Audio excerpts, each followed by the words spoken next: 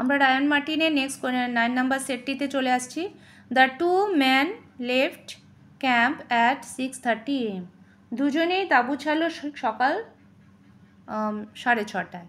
আপন দেয়ার ক্লাইম্ব, তারা যখন উপরে উঠছিল, they came upon one particularly difficult rock face, but Hillary found a way to climb it.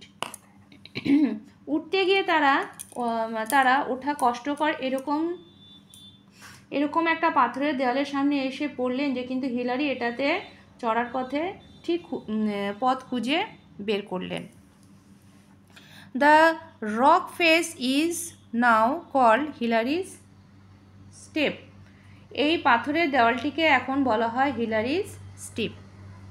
At 11:30 AM Hillary and Norgay reach the summit of Mount Everest. ঠিক সকাল 11:30টার সময় Hillary এবং Norgay Mount এভারেস্টের চূড়াতে পৌঁছলেন। Hillary reached out to shake Norgay's hand. Hillary নর্গের সঙ্গে করমর্দন করবেন বলে হাত বাড়িয়েছিলেন, but Norgay gave him a hug in return. কিন্তু নর্গে তার উত্তরে তাকে জড়িয়ে ধরলেন। The two man enjoyed only 15 minutes at the top of the world because of their low oxygen supply। তাদের অক্সিজেন সরবরাহ খুব কম থাকার জন্য দুজনে মাত্র 15 মিনিট সেই পৃথিবীর একমাত্র শীর্ষে কাটাতে পেরেছিলেন। They spend their time taking photographs and enjoying the view. তারা ছবি তুলে এবং প্রাকৃতিক দৃশ্য উপভোগ করে সময়টা কাটিয়েছিলেন। When their 15 minutes were up, Hillary and Norge made their way back down the mountain। যে যখনই তার 15 মিনিট শেষ হয়ে গিয়েছিল, হিলারি আর নর্গে পাহাড় বেয়ে নিচে নেমে এসেছিল। এরপরে আসছি কোশ্চেন অ্যান্সারে। বলছে write the name of the rock face which is named after Hillary. এটা হবে এখানে Hillary step. The rock face is known as Hillary's step. How long did it take to reach the summit?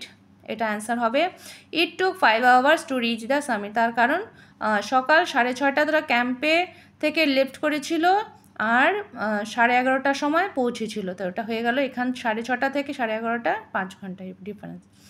Why did they spend only 15 minutes at the top? কেন তারা এত কম সময়ে সেই সময় কাটালো?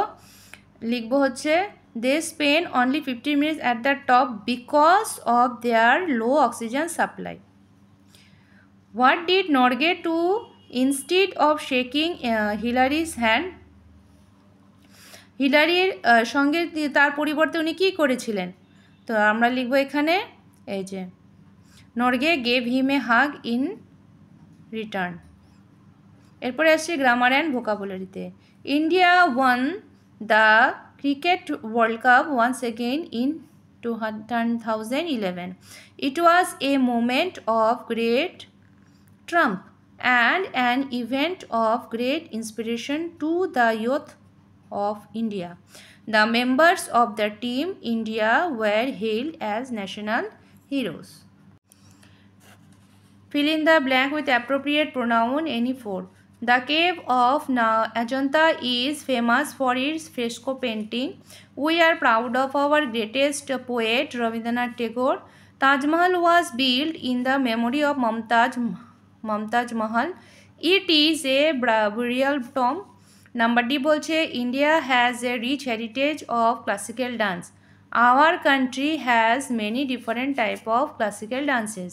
Number D Fulmani heard stories about Bhimbetka. Her teacher showed a picture of Bhimbetka.